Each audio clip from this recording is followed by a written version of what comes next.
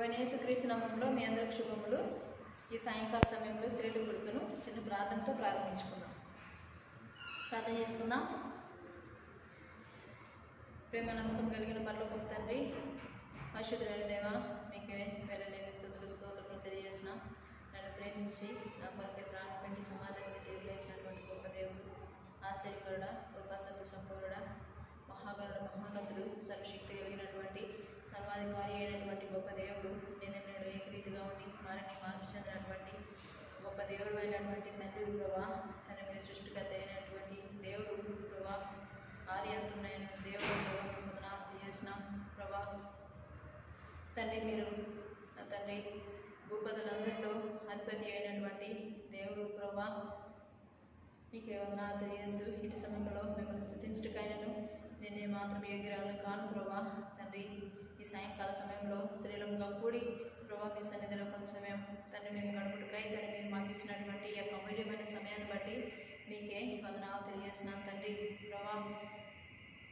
పాటల మీరు మహిమ పొందే దేవుడు వాక్యం చెప్తున్నటువంటి మీ దాసురాలు ప్రభా శిలుచాన్ని మరుగు చేసుకుని ప్రభా మీ యొక్క అమూల్యమైన మాటలు తండ్రి మీరు మాకు వినిపించి ఒక దేవుడు ప్రభా, మీ యొక్క వాక్యము రెండేసిన వాడగలిగినటువంటి కనకము ప్రభావం తండ్రి, అటు వాక్యమును తండ్రి ప్రభా ప్రతి ఒక్కరు కూడా వినడానికి తండ్రి సమయాన్ని కేటాయించే వారు ఉండడానికి తండ్రి సహాయం తెచ్చండి.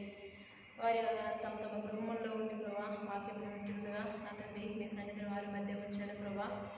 తండ్రి ఏ విధంగా తండ్రి వారి యొక్క సొంత పనుల్లో తండ్రి ఉండి ప్రభా తండ్రి మీ యొక్క సమయమును వృధా చేయకుండా నా తండ్రి మీకు కొంత సమయాన్ని ప్రభా కేటాయించే బిడ్డగా ఉండడానికి తండ్రి మీరే కృప చూపిస్తారని మీ సన్నిధిలో ప్రార్థిస్తూ చిత్రకార్యం లయపరిచిన ఆదరించినంతవరకు మీరే తోడుగా ఉండమని సమస్తమని ప్రభా మీరే క్రమంగా చక్కగా జరిగించే గొప్ప దేవుడు ఉంటారని మీ సన్నిధిలో ప్రార్థిస్తూ కొద్ది ప్రార్థన సన్నిధి చేర్చుకోమని యేసుక్రీస్తు నామములో అడిగి ప్రార్థించుకుంటున్నాం తండ్రి, ఆమేన్.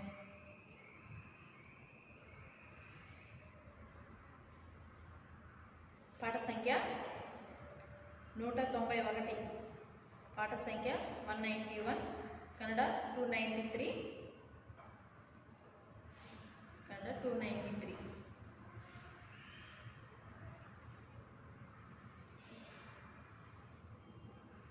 తంబుర సితారతో మా ప్రభుని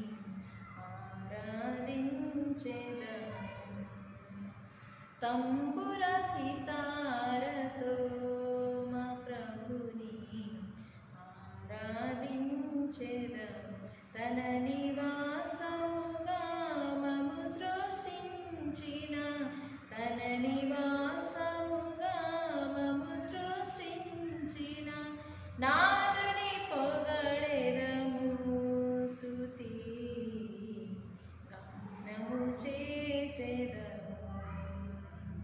నాదుని పొగడెదము, స్తుతి గానము చేసెదము. తంబుర సితారతో మా ప్రభుని ఆరాధించెదము.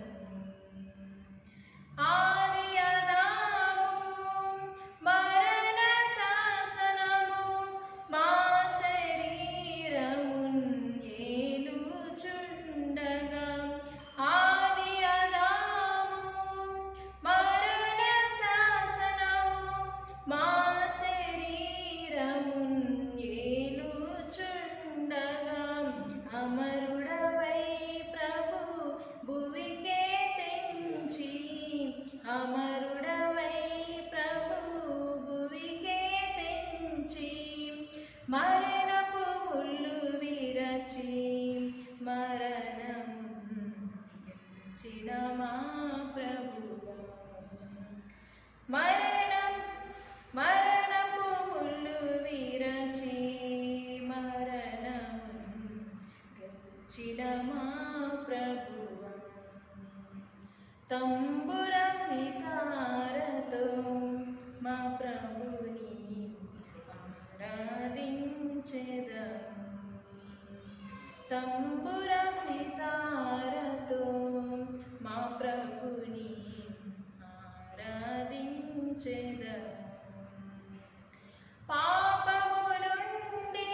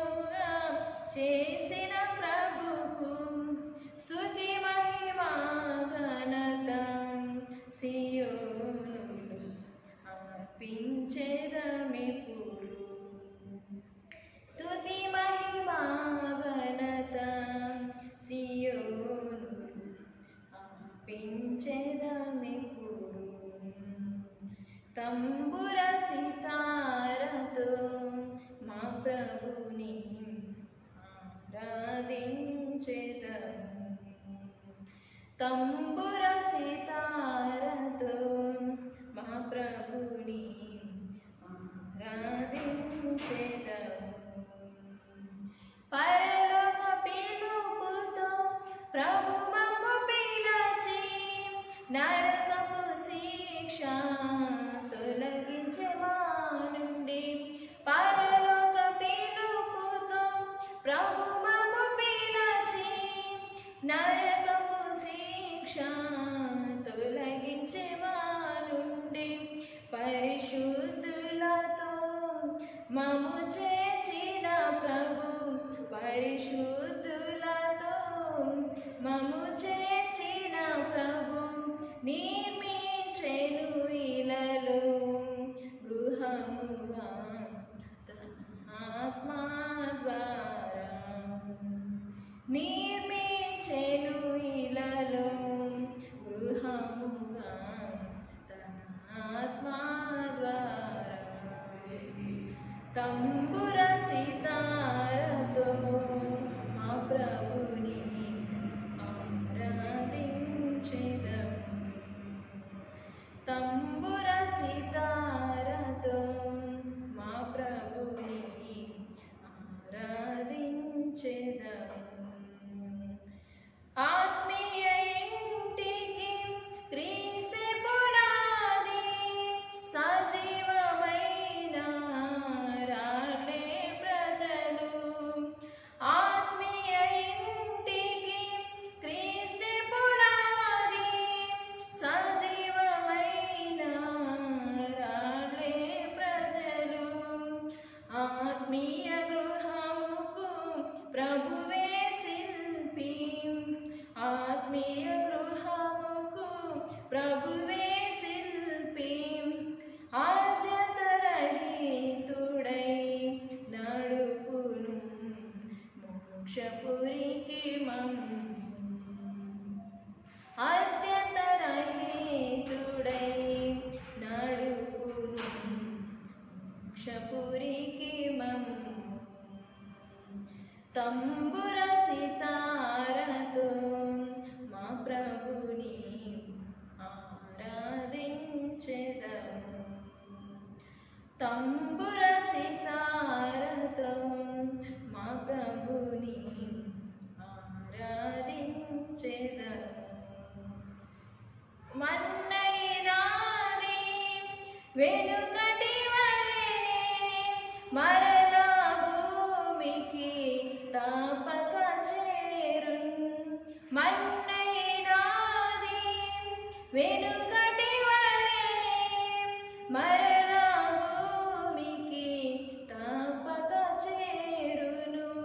మానవ సంపద కీర్తి మహిమలు, మానవ సంపద కీర్తి మహిమలు గతించిపోవునిలా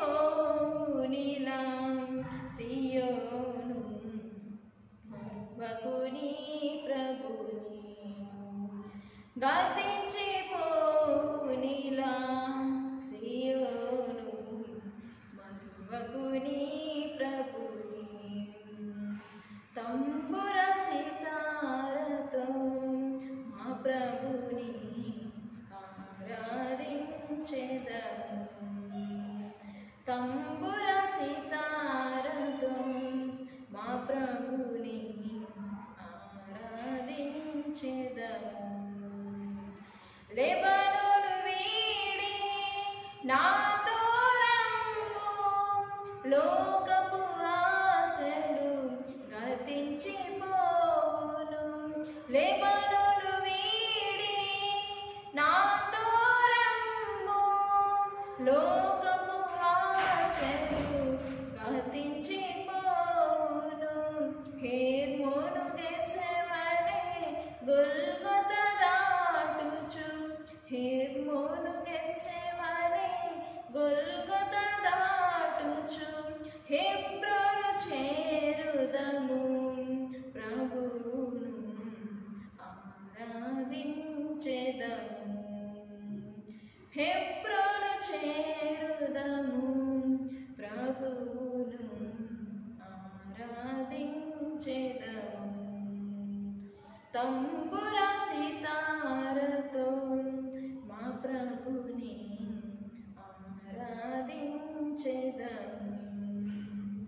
తంబుర సితారతో మా ప్రభుని ఆరాధించెదము. తన నివాసముగా మము సృష్టించిన, తన నివాసముగా మము సృష్టించిన నాదుని పొగడెదము. స్తుతి గానము చేసెదము, నాదుని పొగడెదము. స్తుతి గానము చేసెదము. తంబుర సితారతో మా ప్రభుని ఆరాధించెదము. తంబుర సితారతో మా ప్రభుని ఆరాధించెదము.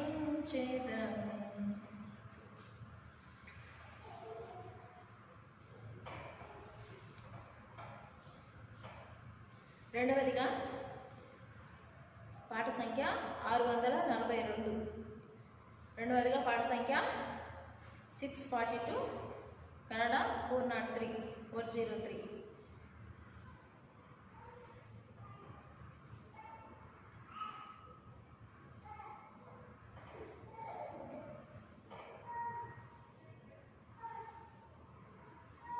ఉన్నత స్థలములపై నీకించి చూపించు ప్రభు, ఎన్న తగిన మహారాక్షణ శిఖర సుందరముందు సదా, సుందరముందు సదా. ఎన్న తగిన మహారాక్షణ శిఖర సుందరముందు సదా, సుందరముందు సదా. మరణము మృంగబడే ఘన విజయము ప్రాప్తమయే, మరణము మృంగబడే ఘన విజయము ప్రాప్తమయే. మరణపు ముల్లులు విరచి జయము యేసు అనుగ్రహించెను, యేసు అనుగ్రహించెను. మరణపు ముల్లులు విరచి జయము యేసు అనుగ్రహించెను, యేసు అనుగ్రహించెను. ఉన్నత స్థలములపై నీకించి చూపించు ప్రభు, ఎన్న తగిన మహారాక్షణ శిఖర సుందరముందు సదా, సుందరముందు సదా. ఎన్న తగిన మహారాక్షణ శిఖర సుందరముందు సదా, సుందరముందు సదా. ఎవరు మనసు ప్రభుపై నీ శరణముగా నిలిపెదరు,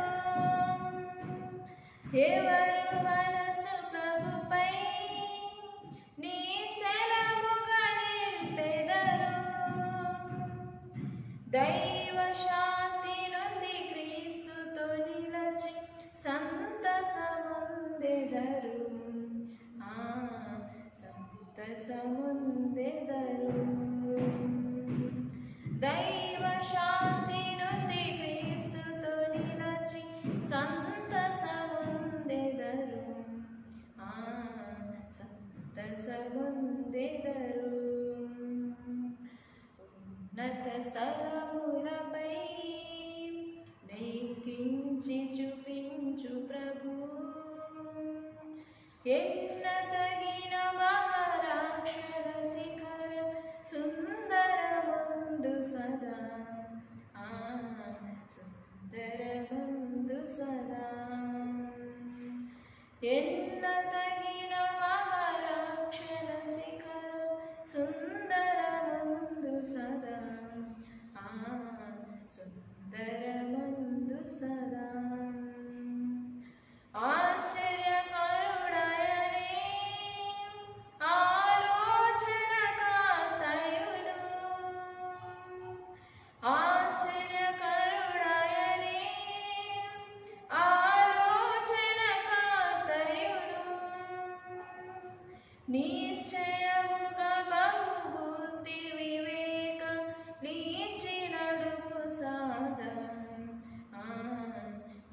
చినడుపు సాదా నిశ్చయముగా బహుబుద్ధి వివేక లీచినడుపు సాదా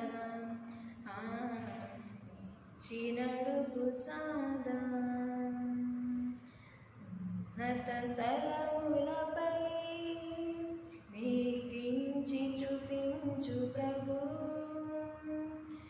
ఎన్న తగిన మహారాక్షణ శిఖరం సుందరమందు సదా సుందరమందు సదా చెంచల హృదయులను ముష్కరులకు బాహులను చెంచల హృదయులను ముష్కరులకు బాహులను వంచన లేక వాక్యమునకు తల వంచి విధేయులగురు విధేయులగురు వంచన లేక వాక్యమునకు తల వంచి విధేయులగురు విధేయులగురు ఉన్నత స్థలములపై నీకించి చూపించు ప్రభు ఎన్న తగిన మహారాక్షణ శిఖరం సుందరమందు సదా సుందరమందు సదా కుడికి తిరిగినను మరి ఎడమకు తిరిగినను కుడికి తిరిగినను మరి ఎడమకు తిరిగినను నడుముడి త్రోవ ఇదే అను శబ్దం చెవులకు వినబడును చెవులకు వినబడును నడుముడి త్రోవ ఇదే అను శబ్దం చెవులకు వినబడును చెవులకు వినబడును ఉన్నత స్థలములపై నీకించి చూపించు ప్రభు ఎన్న తగిన మహారాక్షణ శిఖరం సుందరముందు సదా సుందరముందు సదా పక్షిరాజు తనదు పిల్లల కాచెడు రీతి పక్షిరాజు తనదు పిల్లల కాచెడు రీతి రక్షణకర్త యెహోవా నిన్ను కాచి రక్షించు సదా కాచి రక్షించు సదా రక్షణకర్త యెహోవా నిన్ను కాచి రక్షించు సదా కాచి రక్షించు సదా ఉన్నత స్థలములపై నీకించి చూపించు ప్రభు ఎన్న తగిన మహారాక్షణ శిఖరం సుందరమందు సదా సుందరమందు సదా సుందరమగు రాజు నీ కనులతో చూచెదవు సుందరమగు రాజు నీ కనులతో చూచెదవు అందమైన పరలోక రాజు ప్రబలుట చూచెదవు ప్రబలుట చూచెదవు అందమైన పరలోక రాజు ప్రబలుట చూచెదవు ప్రబలుట చూచెదవు ఉన్నత స్థల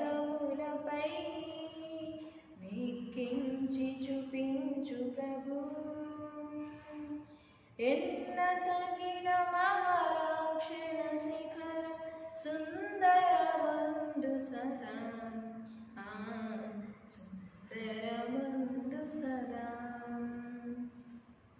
ఎన్నతగిన మహారాక్షణ శిఖర సుందరమందు సదా సుందరమందు సదా.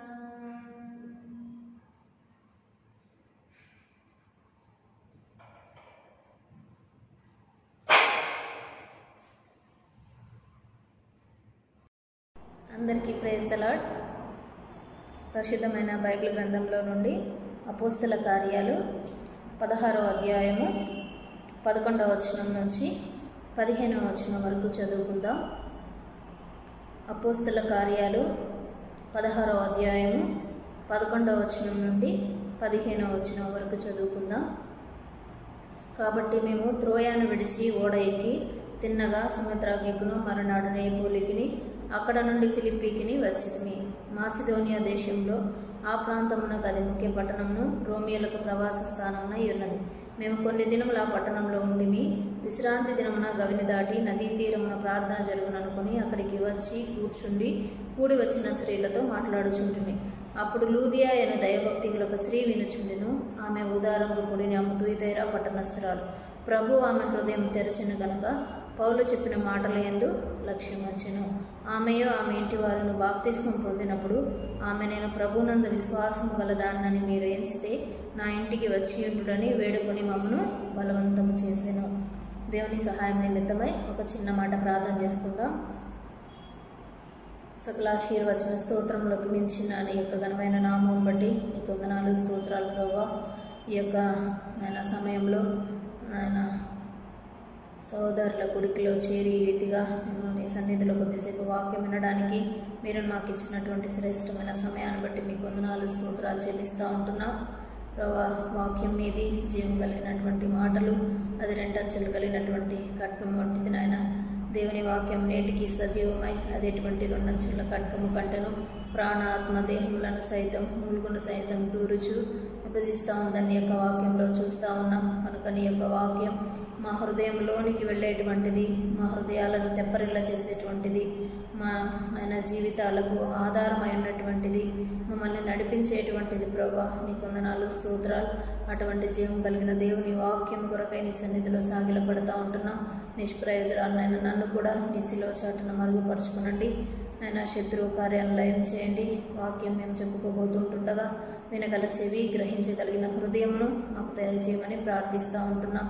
ఏ విషయంలో అయితే మేము మూయబడి ఉన్నామో వాటి విషయాలలో తెరవజేయమని ప్రార్థిస్తూ ఆయన మాతో మాట్లాడగలిగిన యేసుక్రీస్తు మహోన్నతమైన నామంలో స్తుతించి ప్రార్థించి అడిగి వేడుకుంటున్నాం తండ్రి, ఆమేన్. మనం చదువుకున్నటువంటి అపోస్తల కార్యాల్లో 16వ అధ్యాయంలో దేవుడు చేసినటువంటి అద్భుత కార్యాలు, పరిశుద్ధాత్మ దేవుని యొక్క కార్యాలను మనం ఇక్కడ చూస్తాము. పరిశుద్ధాత్మ దేవుడు ఒక సందర్భంలో ఆటంకపరుస్తూ వచ్చినాడు, వెళ్ళొద్దని. మళ్ళీ వాళ్ళు ఆటంకపరిచినప్పుడు ఆ స్థలంలోకి వెళ్లకుండా వేరొక స్థలం గుండా వాళ్ళు వెళ్తా వచ్చినారు.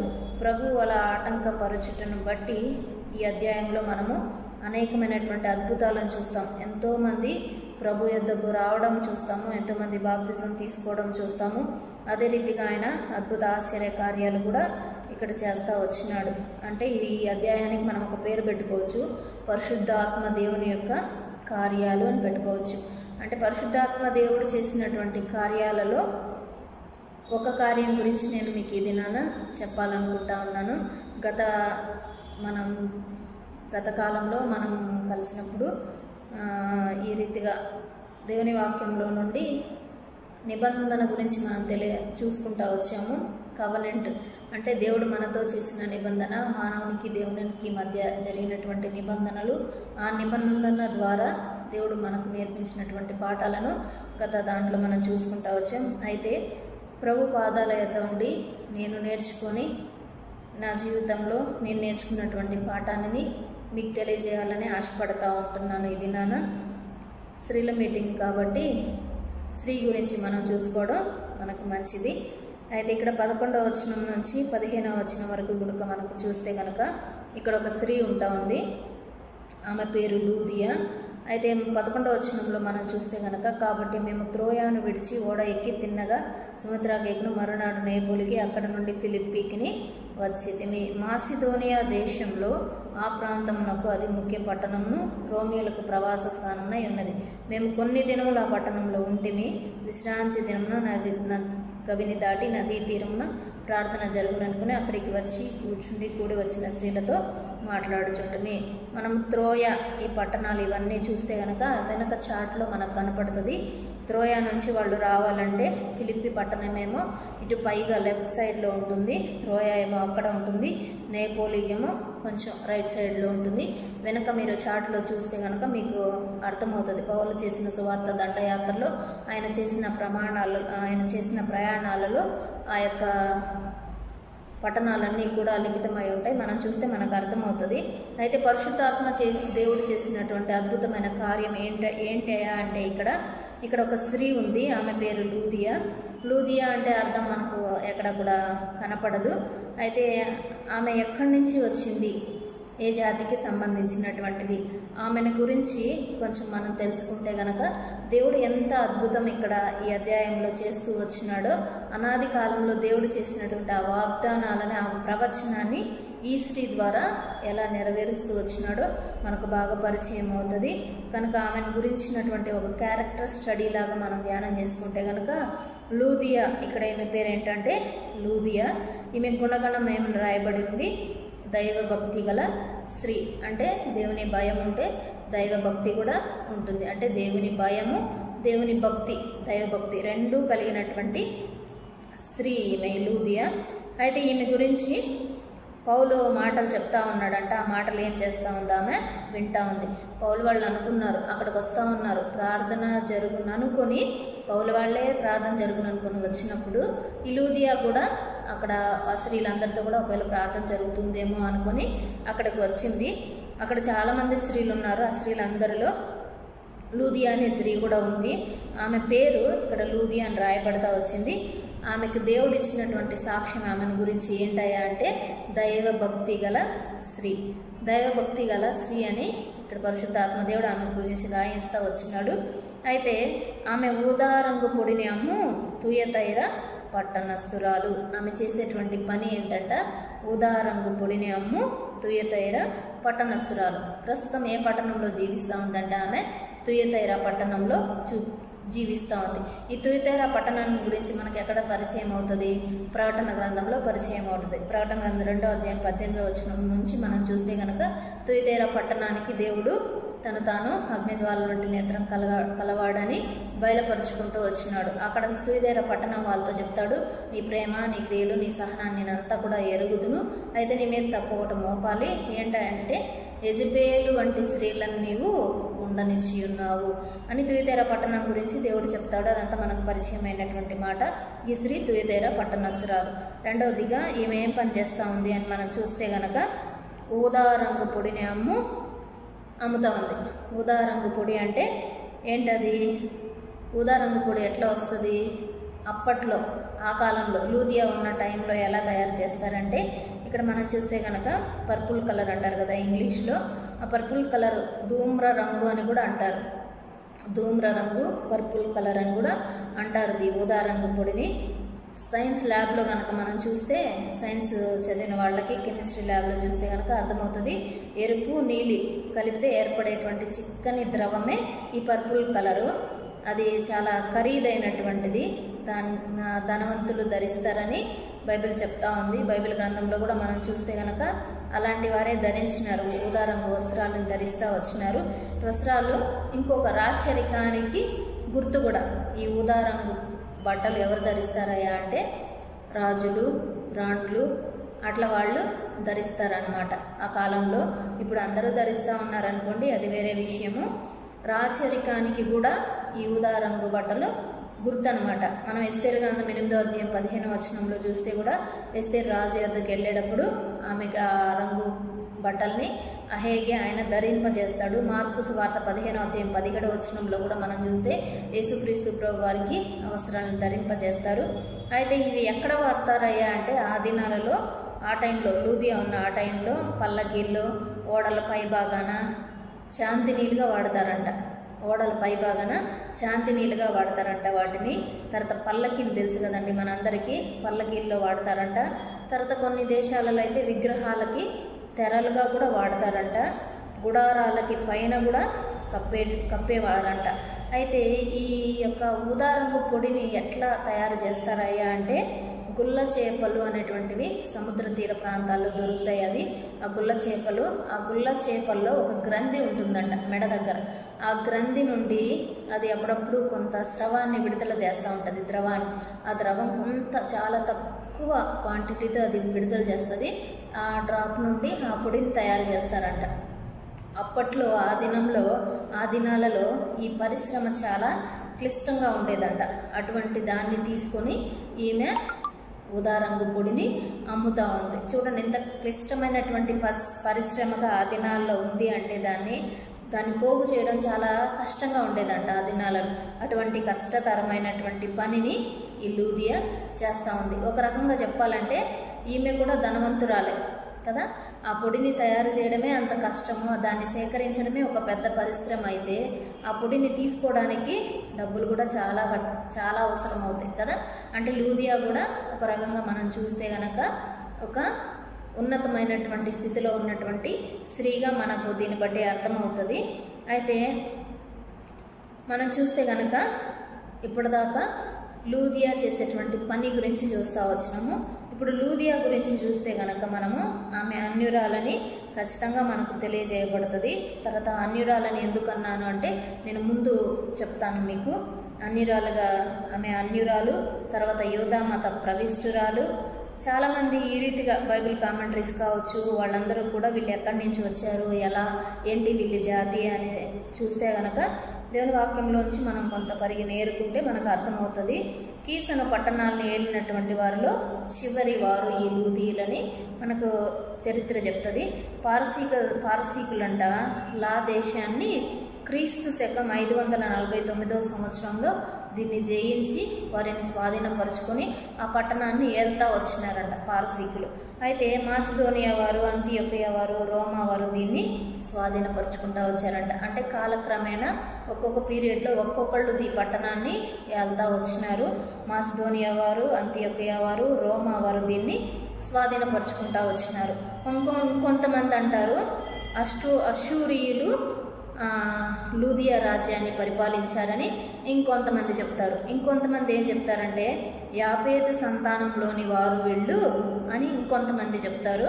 అయితే ఒక చరిత్రకారుడు ఉన్నారు, అతని పేరు ఏంటంటే పెరోడోటస్ అనేటువంటి చరిత్రకారుడు అంటాడు కదా, ఉత్తర సిరియాలో అనామకులుగా నివసించినటువంటి వారిలో వీరు ఒకరై ఉండవచ్చని అతను అని చెప్తాడు. ఆ చరిత్రకారుడు పెరోడోటస్ అనేటువంటి చరిత్రకారుడు ఏం చెప్తాడంటే ఉత్తర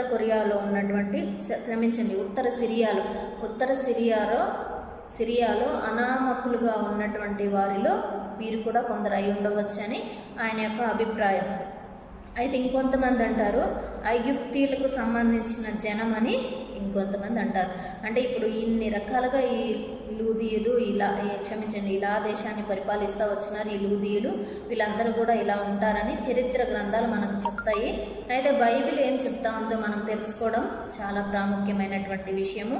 దేవుడు ఈ లూదీయులతో చేసినటువంటి వాగ్దానం, దేవుడు ఈ లూదీయులతో చేసినటువంటి ప్రవచనం ఏదైనా కావచ్చు, దేవుడికి వారు ఇచ్చినటువంటి మాటను ఈ లూదియా ద్వారా ఎలా నెరవేరుస్తూ వచ్చినాడో మనం పరిశుద్ధాత్మ దేవుడు చేసినటువంటి అద్భుతమైనటువంటి ఒక కార్యాన్ని ఇదైనా మనం చూడబోతా ఉన్నాం. బైబిల్ని మనం ఎంతైనా ఆధారంగా చేసుకోవడం చాలా ప్రాముఖ్యమైన విషయం. కాబట్టి ఆది కాండంలోనికి మనం వెళ్తే గనక వీళ్ళు ఎక్కడి నుంచి వచ్చారు అనేది మనకు బాగా పరిచయం అవుతుంది. ఆది కాండము 10వ అధ్యాయము 12వ వచనం.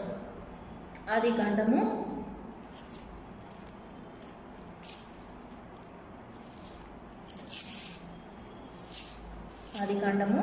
10వ అధ్యాయము నేను చదువుతానండి.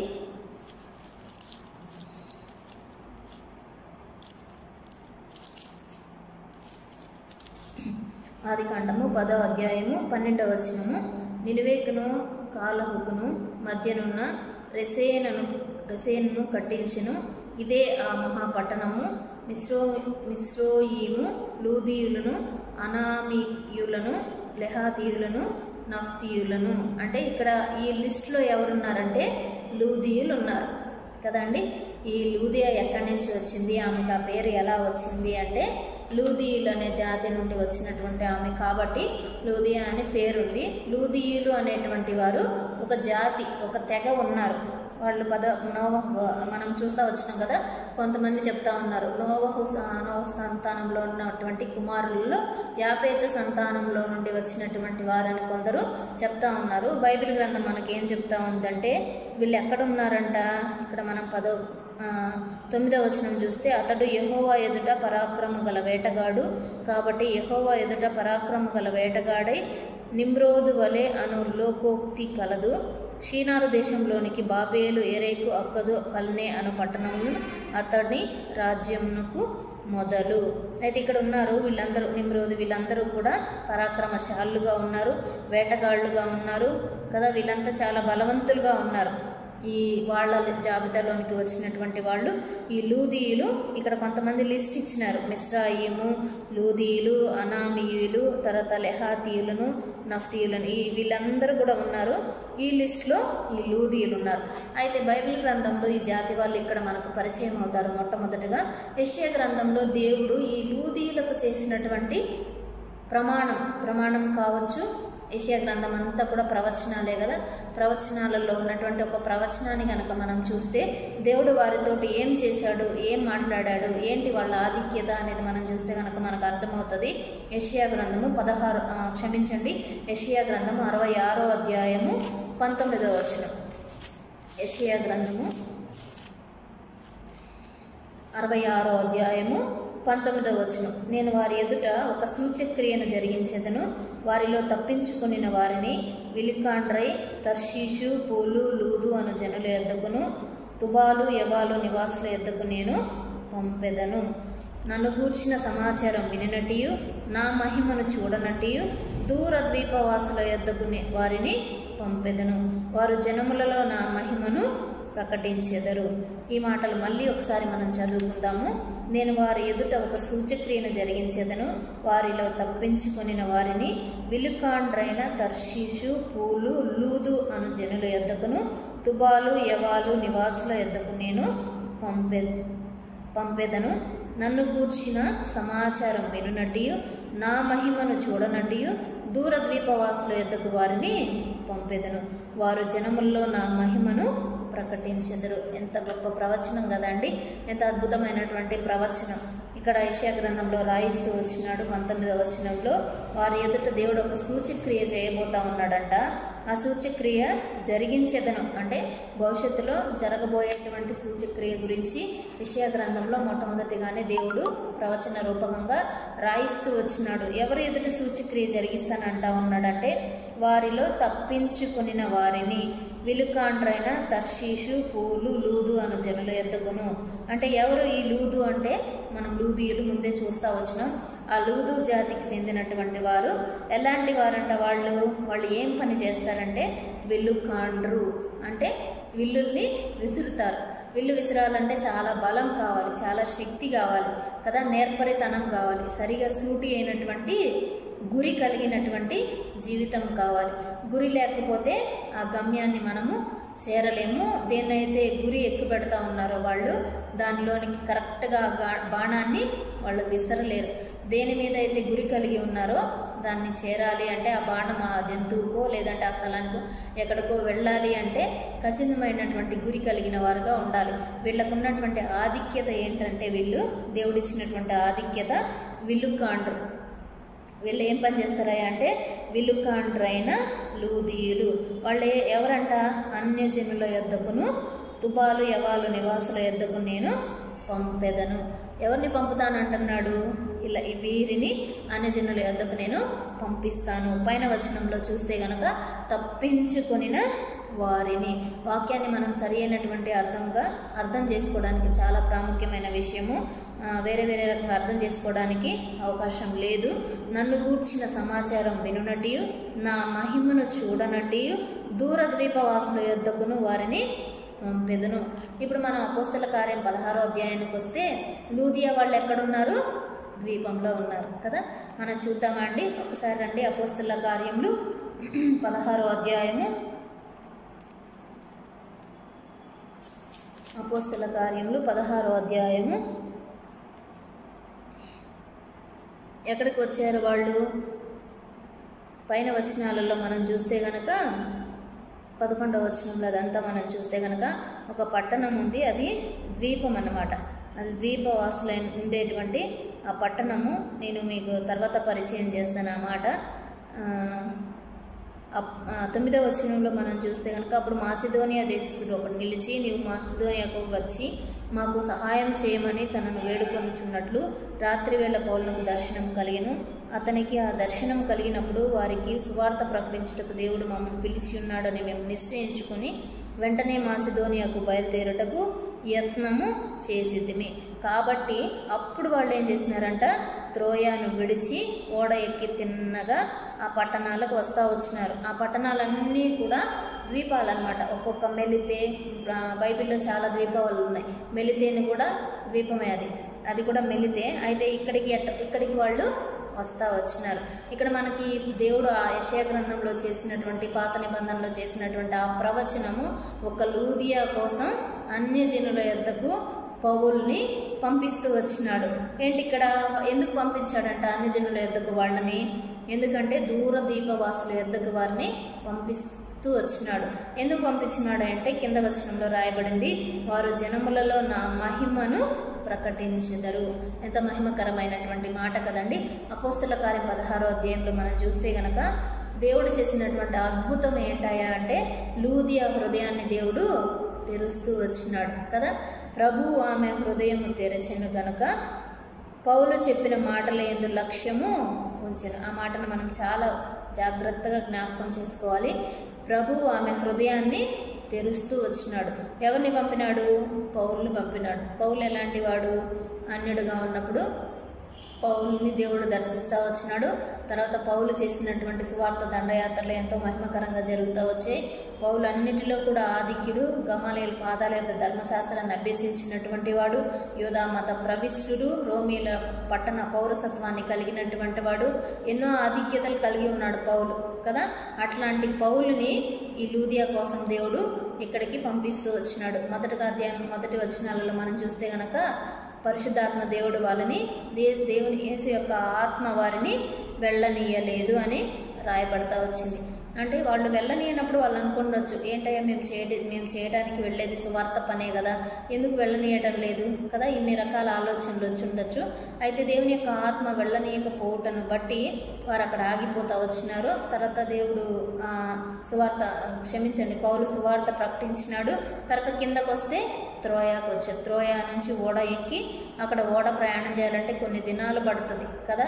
ఆ ప్రయాణాలన్నీ చేసుకుంటా ఒక స్థానానికి వస్తూ వచ్చినారు.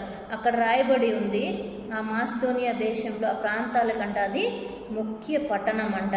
రోమీలకు ప్రవాస స్థానం అంట. రోమాలో చాలా వ్యాపారాలు బాగా జరుగుతాయి.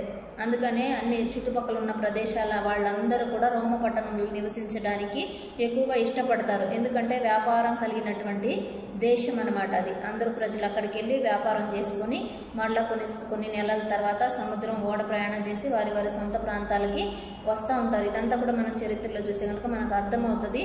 రోమా పట్టణము చాలా సైనికులు కానీ వాళ్ళందరూ కూడా కొంత ఎక్కువ శిక్షలు విధించేటువంటి పట్టణం అన్నమాట. వాళ్ళు సైనికులు కూడా చాలా కఠినంగా ఉంటారు, క్రూరంగా ఉంటారు, దీర్ఘదేహులుగా ఉంటారు. అట్లాంటి పట్టణం అన్నమాట అది. అక్కడికి వాళ్ళు ఆ రోమీల కంట వాళ్ళకి అది ప్రవాస స్థానమై ఉన్నదంట. నేను ఇదంతా ఎందుకు చెప్తా ఉన్నాడంటే ఒక వ్యక్తి కోసం పరిశుద్ధాత్మ దేవుడు ఏ కార్యాన్నైనా చేయటానికి సామర్థ్యం కలిగినటువంటి దేవుడు. ఈ లూదియా కోసము దేవుడు చూడండి పౌలుని ఇక్కడికి పంపిస్తూ వచ్చినాడు. ఎందుకు ఊరకనే పంపిలేదు పౌలుని అక్కడికి, పౌలు శీలను ఊరకనే పంపిలా. అనాది కాలంలో దేవుడు యెషయా గ్రంథంలో చేసిన ఆ వాగ్దానం యొక్క నెరవేర్పు కొరకై ఈ లూదీయులని, అన్యజనులైనటువంటి ఈ లూదీయులని వారి ఎదురు త్రిప్పుకొనుట కొరకై దేవుడు ఆ వాగ్దానం నెరవేర్పు కొరకై పౌలుని లూదియా ఎదురు పంపిస్తూ వచ్చినాడు.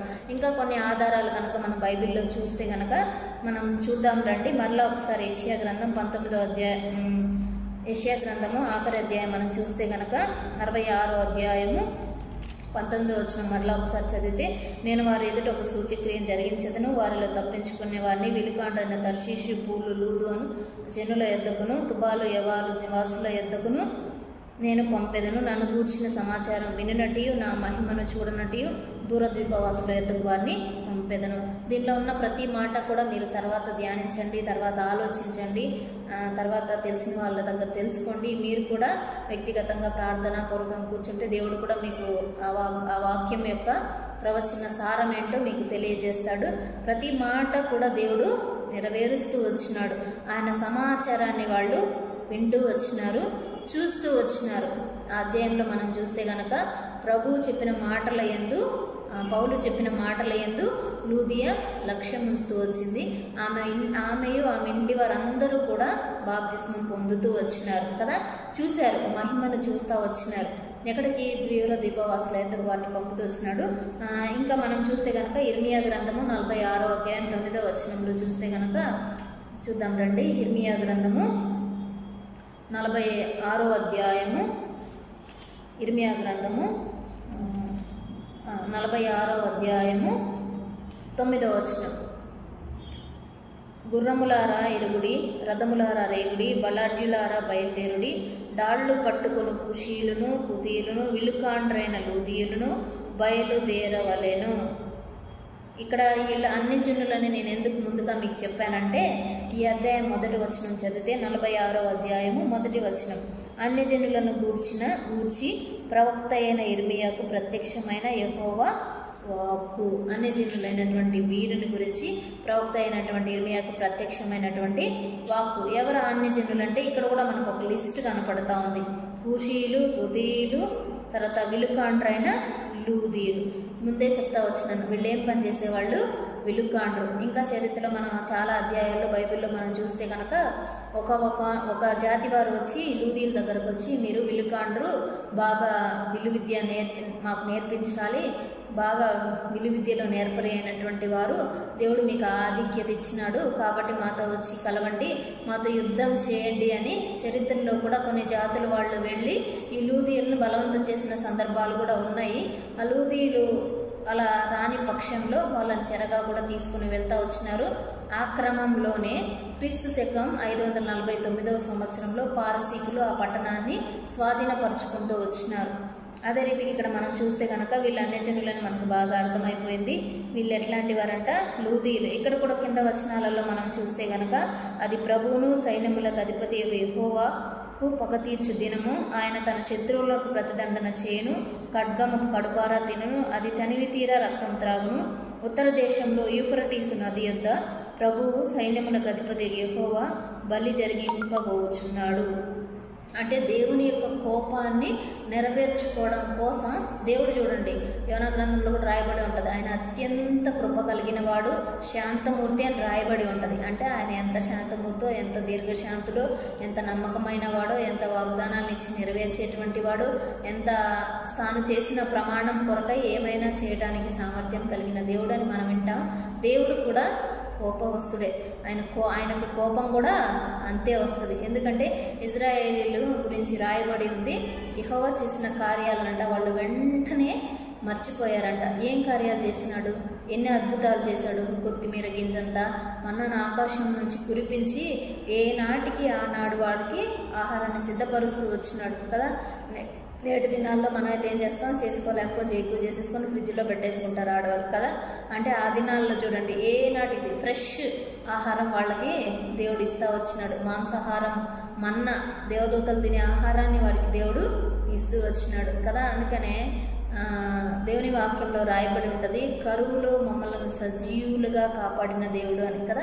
ఎలాంటి పరిస్థితుల్లో ఆయన బిడ్డలను ఆయన కాపాడుతూ ఉంటాడు, పోషిస్తూ ఉంటాడు, సంరక్షిస్తూ ఉంటాడు కదా. ఎన్నో కీడుల అపాయాల నుండి మనం ఎరుగము, కానీ ఆ కీడుల అపాయాల నుండి దేవుడు మనల్ని తప్పించి సంరక్షిస్తూ ఉంటాడు.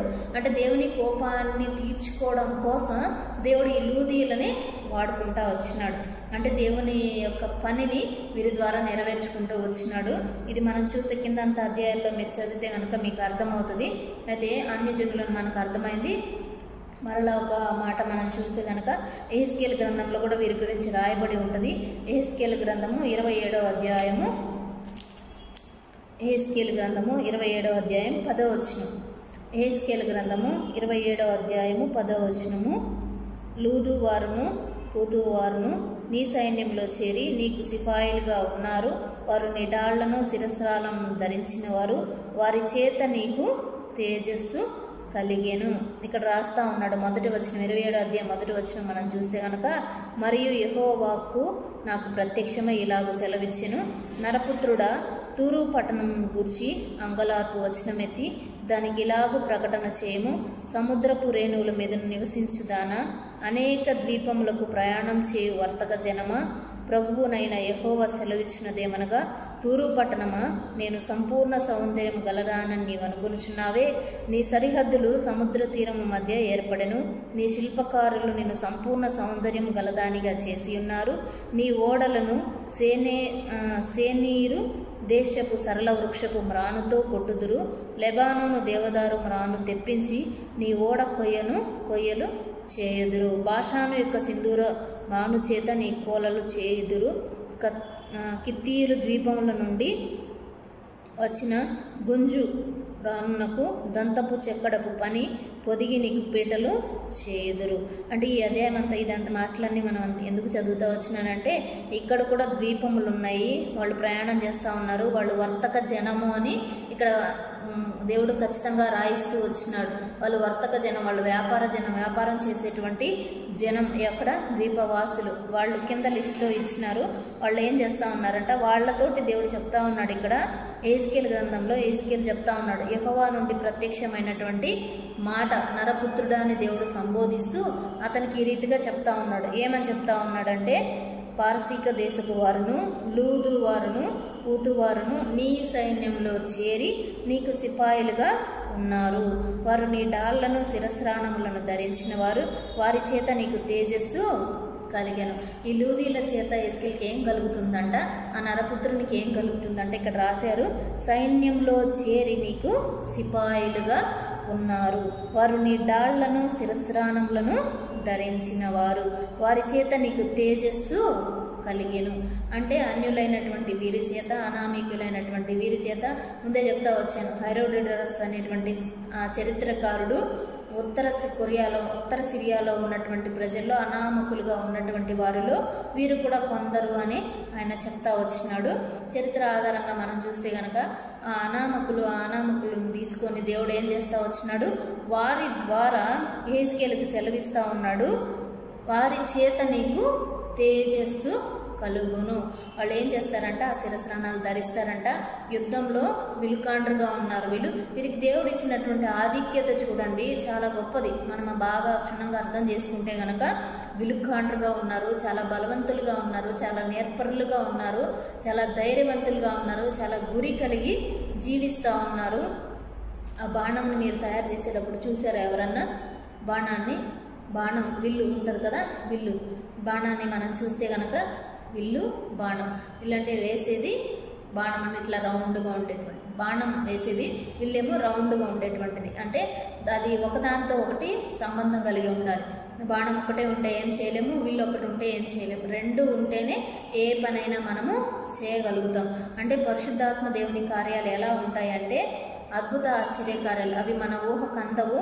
ఇక్కడ చెప్తా ఉన్నాడు, వారి చేత నీకు తేజస్సు కలుగును. ఏంటి అసలు ఆ తేజస్సు? ఏంటి ఆ అద్భుత కార్యం? ఏంటి దేవుడు వారికి ఇచ్చినటువంటి తేజస్సు? అధ్యాయం మీరు ఆఖరిగా చదివితే, అధ్యాయం అంతా చదివితే కనుక మీకు అర్థమవుతుంది. మరలా తిరిగి రండి, నేను క్లుప్తంగా వెళ్తా ఉన్నాను సమయానుకూలతను బట్టి. యెహెజ్కేలు గ్రంథంలోనే 30వ అధ్యాయం 5వ వచనంలో రాయబడి ఉంటుంది. 30వ అధ్యాయము 5వ వచనం, కూషీలు, పూతీలు, లూదీలు, కూబీలు, నిబంధన దేశపు వారు మిశ్రిత జనులందరూ ఖడ్గము చేత కూలుదురు. ఎవరంట వీళ్ళు? ఖడ్గం చేత. ఇంత ఆధిక్యత కలిగినటువంటి వారు, తేజస్సునిచ్చేటువంటి వారు, నేర్పరి అయినటువంటి వారు, వీరి జీవితం ఎట్లా అయిపోయింది? కూలిపోయారంట, ఖడ్గము చేత కూలిపోయినారంట. ఎందుకని ఇక్కడ కూబీలు, నిబంధన దేశపు వారు మిశ్రిత జనులందరూ ఖడ్గము చేత కూలుదురు. కింద వచనాలలో మీరు చూస్తే కనుక యెహోవా సెలవిచ్చినదేమనగా, ఐగుప్తును ఉద్ధరించు వారు కూలుదురు. దాని బలగర్వం అణిగిపోయెను. మిగ్దోలు మొదలుకొని నేవేనే వరకు జనులు ఖడ్గం చేత కూలుదురు. పాడైపోయిన దేశముల మధ్య ఐగుప్తీయులు దిక్కులేని వారుగా నుందురు. నలుదిక్కులా పాడైపోయిన పట్టణముల మధ్య వారి పట్టణములు ఉండును. వీళ్ళ మీదకి యుద్ధానికి వచ్చినప్పుడు జనులు వారు ఏం చేసినారంట, ఖడ్గము చేత కూలిపోతూ వచ్చినారంట. ఆ కొంత లిస్ట్ ఇచ్చినాడు. ఆ లిస్టులో ఈ లూదీలు కూడా ఉంటా ఉన్నారు. ఖడ్గం చేత కూలినటువంటి వారిలో కొందరు తప్పించుకుంటూ వచ్చినారు. ఆ ఖడ్గము చేత కూలకుండా ఆ ఖడ్గ బాధను తప్పించుకొని వారు కొంతమంది తప్పించుకుంటూ వచ్చారు. యెషయా గ్రంథం 66వ అధ్యాయం మొదటిగా మనం 66వ అధ్యాయం 19వ వచనం మనం మొదటిగా చదివాం కదా. దానిలో కనుక చదివితే తప్పించుకునిన వారిలో అని రాయబడి ఉంటుంది. అంటే ఈ ఖడ్గం చేత వారు కూలిపోకుండా కొంతమంది తప్పించుకొని ఆ ద్వీపవాసుల యొద్దకు వచ్చేసినారు. ఆ ద్వీపాలలో వాళ్ళు నివసిస్తూ ఉన్నారు. అపోస్తల కార్యాలలో ఈ ప్రవచనాలు, ఈ వాగ్దానాలు ఇవన్నీ కూడా నెరవేర్చుట కొరకై, ఆయనకు తేజస్సు కలిగించుట కొరకై, ఆయనకు మహిమ తెచ్చుట కొరకై ఈ లూదియాని దేవుడు వాడుకుంటా వచ్చినాడు. అందుకని ఆ మాట మనం చూస్తే కనుక అపోస్తల కార్యాలు తిరిగి రండి. అపోస్తల కార్యాలు 16వ అధ్యాయము 14వ వచనము. అప్పుడు లూదియా అయిన దైవభక్తి గల ఒక స్త్రీ వినుచుండెను. ఆమె ఊదా రంగు పొడిన తుయతైర పట్టణస్థురాలు. ప్రభు ఆమె హృదయం తెరచెను గనుక పౌలు చెప్పిన మాట యందు లక్ష్యం ఉంచెను. ఆమెయు ఆమె ఇంటివారును బాప్తిస్మం పొందినప్పుడు ఆమె, నేను ప్రభువునందు విశ్వాసం గలదాన్నని మీరు ఎంచితే నా ఇంటికి వచ్చి ఉండుడని వేడుకొని మమ్మను బలవంతము చేసెను. దేవుడు చేసినటువంటి, పరిశుద్ధాత్మకు చేసినటువంటి అద్భుత కార్యం ఏంటయ్యా ఇక్కడ అంటే, పౌలు చెప్పిన మాటల యందు ఆమె లక్ష్యం ఉంచుతా వచ్చింది. ఏంటి, పౌలుని అక్కడికి నడిపించినాడు దేవుడు. అక్కడ అనామకులుగా ఉన్నటువంటి ఆ లూదీయులను అక్కడ ఉంచినాడు. ప్రార్థన జరుగును అనుకుని వాళ్ళు అక్కడికి చేరి వచ్చారు. వాళ్ళు వస్తున్నారని పౌలు కూడా అక్కడికి వచ్చి కూడి వచ్చిన స్త్రీలతో మాట్లాడుతూ ఉన్నాడు. ఎంతమంది కూడి వచ్చి ఉంటారు సహజంగా కదా? ఎంతమంది కూడి వచ్చితే మనుషులు, స్త్రీలు మాట్లాడుకోకుండా ఉంటారా? కూడి వచ్చిన స్త్రీలతో మాట్లాడుతూ ఉన్నాడు పౌలు కదా. వాళ్ళు మాట్లాడుకుంటూ ఉన్నారు. వాళ్ళతో పాటు పౌలు కూడా మాట్లాడుతూ ఉన్నాడు. ఏం మాట్లాడుతూ ఉన్నాడు పౌలు? దేవుని మాటలు మాట్లాడుతూ ఉన్నాడు. దేవుని మాటలు చెప్తా ఉన్నాడు. ఆ చెప్తా ఉన్నటువంటి మాటల్లో చూడండి, సర్వసాధారణంగా ఎక్కడైనా ఇద్దరు ముగ్గురు కలిశారనుకోండి, కొంతమంది చరిత్రకారులు కానీ కొంతమంది సర్వే వాళ్ళు ఉంటారు కదా, వాళ్ళు చెప్తారు ఒక స్త్రీ అంట రోజుకి 19,000 మాటల్ని మాట్లాడుతుందంట. ఒక స్త్రీ 19,000 మాటల్ని మాట్లాడుతుందంట. అంటే అంత ఎక్కువగా టాకిటివ్ మనం కదా, చాలా టాకిటివ్, మనం ఎక్కువగా మాట్లాడతామని చెప్తారు. అందరూ స్త్రీలు అంటే ఇద్దరు కలవగానే చక్కగా మాట్లాడుకుంటూ ఉంటారు. అంటే ఇక్కడ ఏం చెప్తా ఉంది అంటే, వాళ్ళు మాట్లాడుకునే మాటల్లో కూడా ఆపేసి పౌలు చెప్పిన మాటల యందు ఆమె లక్ష్యం ఉంచింది. ఎలా లక్ష్యం ఉంచింది? ప్రతి మాట కూడా క్షుణ్ణంగా ఆమె వింటా ఉంది. పౌలు ఏం చెప్పుకుంటాడు? బహుశా ఏం చెప్పుకుంటాడు పౌలు? దేవుని మార్గం గురించి చెప్పుకుంటాడు. యేసుక్రీస్తు ప్రభువారు మన కోసం ఈ లోకానికి ఎందుకు వచ్చాడు, మనం ఎవరమి, మనం ఎలా ఉన్నాము, మనం ఎవరి కోసం జీవించాలి, మన పాత బ్రతికేంటి, ఇప్పుడు మనం ప్రభు యొద్దకు రావాలి, ఇవన్నీ కూడా పౌలు చెప్పుకుంటాడు. అంటే పౌలు చెప్పిన మాటల యందు లక్ష్యం ఉంచెను అని అక్కడ చక్కగా పరిశుద్ధాత్మ దేవుడు రాయిస్తూ వచ్చినాడు. ఎలా ఇంత అద్భుత కార్యం ఎలా జరిగింది ఆమె జీవితంలో అంటే, పౌలు చెప్పిన మాటల యందు ఆమె లక్ష్యం ఉంచింది. దేవుని మాటల యందు మనం లక్ష్యం ఉంచుతున్నామా? ప్రియమైనటువంటి దేవుని బిడ్డలారా, దేవుని జనమా, మనం ఒకసారి జ్ఞాపకం చేసుకోవాలమ్మా. నేటి దినాల్లో మనం చూస్తే ఎంతో భయంకరమైన పరిస్థితులు మనం చూస్తూ ఉన్నాం కదా. ఎక్కడ చూసినా సేవలు, ఎక్కడ చూసినా రోగాలు, ఎక్కడ చూసినా యాక్సిడెంట్లు, ఎక్కడ చూసినా మరణాలు. ఇప్పుడు ఒక వాక్యం విన్నాం. ఇప్పుడు లాస్ట్ ప్రేయర్తో ఈ కూడికను ముగించుకున్నాం. ప్రేమ నమ్మకం కలిగిన పరలోకపు తండ్రి, పరిశుద్ధమైన దేవ, మీకు వెళ్ళలేని స్థితులు స్తోత్రములు తెలియజేసినాం తండ్రి. ప్రభా, నన్ను ఎంతగానో ప్రేమించిన దేవుడు, నా కొరకై నా తండ్రి నన్ను ఎంతగానో ప్రేమించి మీ రక్తం చేత ప్రభా నా యొక్క పాపములకు విమోచన అనుగ్రహించి తన యొక్క దేవునికి ప్రభా ఒక రాజముగా, యాజకులుగా తండ్రి మీరు నన్ను చేసుకున్నటువంటి విధానం బట్టి మీకే వందనాలు తెలియజేసినాం తండ్రి. ప్రభా, నిజంగా ఈ కొడుకును ప్రభా మీరు చక్కగా జరిగిస్తూ వచ్చారు. దీన్ని బట్టి మీకు వందనాలు ప్రభా. పాటల ద్వారా తను మీరు మహిమ పొందుతూ వచ్చారు ప్రభా. మీ దాసరాల ద్వారా తండ్రి మీరు మాతో మాట్లాడినటువంటి లేఖన నిర్వాహకులను బట్టి మీకు వందనాలు తెలియజేస్తున్నాం తండ్రి. ప్రభా హృదయ దైవభక్తి కలిగినటువంటి స్త్రీ ప్రభా నిజంగా తండ్రి ఎంతో ఆత్మల రక్షణ కొరకై ఎంతగానో ప్రయాసపడినటువంటి స్త్రీగా ఉంది తండ్రి. తన యొక్క ఇంటిని తన యొక్క హృదయాన్ని ఎల్లప్పుడూ కూడా తెరిచి ఉంచినటువంటి స్త్రీగా ఉంది ప్రభా. నిజంగా ఎంత ఎంత త్యాగం, ఎంత సమర్పణ ప్రభా, నిజంగా ఎంత విశ్వాసం కలిగినటువంటి స్త్రీగా ఉంది ప్రభా. నిజంగా మేము కూడా మీ సన్నిధిలో ప్రార్థిస్తూ ఉన్నాం. హృదయ వలె మేము కూడా ఉండే నిమిత్తమై తండ్రి మీ సన్నిధిలో మొరపెడుతూ ఉన్నాం తండ్రి. మీరు సహాయం దయచేయండి ప్రభా. తండ్రి ఇప్పుడు ఈ యొక్క స్త్రీల కొడుకులు ప్రభా మీ దాసురాలు ద్వారా తండ్రి మీరు మాతో మాట్లాడలేక ప్రభా ఎంతమంది విన్నారో తండ్రి వారందరి హృదయాల్లో తన యొక్క ఈ వాక్యము పనిచేయడం నిమిత్తమై మీ సన్నిధిలో ప్రార్థిస్తూ ఉన్నాం. వారి యొక్క కుటుంబంలో వింటున్నటువంటి సహోదరులను ప్రభు మీరు జ్ఞాపకం చేసుకొని ప్రభా ఎంతమంది ఉన్నారో వినలేదో మాకైతే తెలియదు కానీ దేవాది దేవుడు సృష్టికర్త అయినటువంటి తండ్రి ప్రభా మీరు చూసే దేవుడు ప్రభా.